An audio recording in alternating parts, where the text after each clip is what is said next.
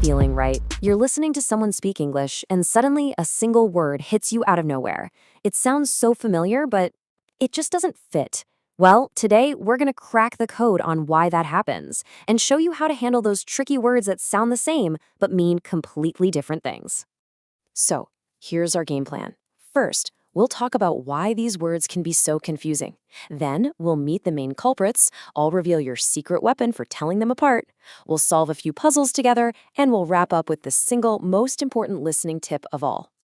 All right, let's dive right in and tackle this puzzle of spoken English head on. And, the best way to do that is with a real-world example. Okay, so imagine you hear someone say this. On the surface, seems pretty straightforward, right?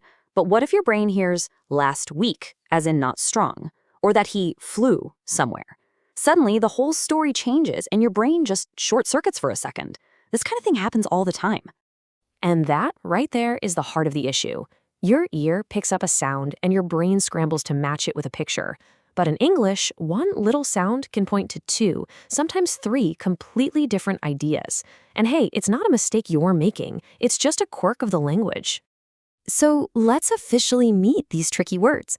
Turns out there are two main types that are usually behind all this confusion. Let's break them down. On one side, we've got homonyms. These are words that sound exactly the same, but are spelled differently and mean totally different things. Think about baking flour versus a rose flower. Same sound, different worlds. Then, on the other side, you've got these single words that just have multiple jobs. Same spelling, same sound, but different meanings. Like the word letter. Is it a letter in the alphabet, or is it something you get in the mail? So, how in the world are you supposed to figure out which meaning is the right one? Well, guess what? You already have a secret weapon that can unlock the meaning every single time. And that amazing tool is called context. So what is context?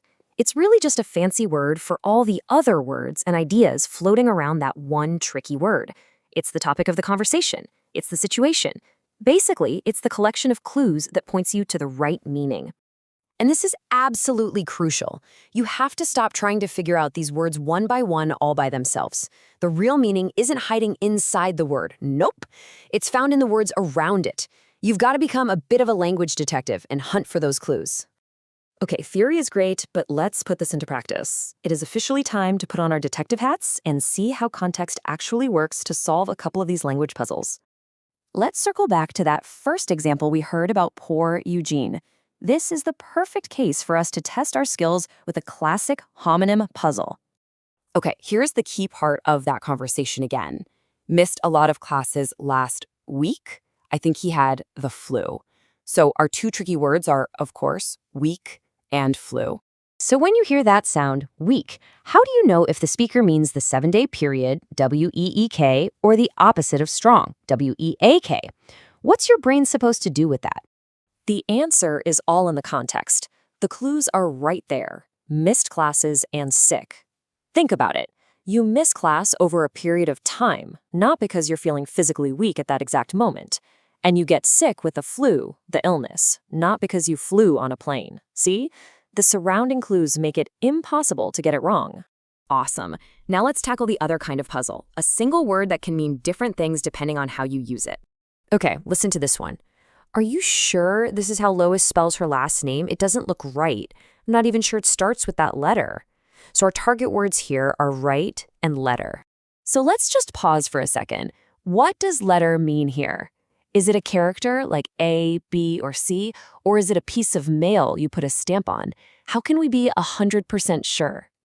Well, the master clue was right there in the very first part of the sentence, spells her last name. That one little phrase gives us all the context we need. It tells us that right means correct, not the direction, and it makes it crystal clear that letter has to be a character in the alphabet. And just like that, puzzle solved. And the best part is that listening for context is a skill you can totally train. It's like a muscle. The more you practice with exercises and just by listening, the better and more automatic you get at it. This all leads us to our final and honestly our most important takeaway. This is the simple mind shift that can turn you from a passive listener into an active, confident language detective. So if you only remember one single thing from all this, please make it this fundamental rule of listening. Here it is. Listen to the entire dialogue, the whole shebang, because trying to understand a conversation by focusing on just one word at a time, well, it's like trying to understand a movie by looking at one random photo from it. You just miss the whole story. And what's so great about this is that you are already an expert at using context. You do it all day, every day in your native language without even thinking about it. The skill is already there, totally hardwired in your brain. You just need to remember to turn it on when you're listening to English. So I'll leave you with this little challenge to think about. What are some of those tricky words that have tripped you up in English? And now that you're a language detective, what were the clues, the context, that helped you finally crack the case?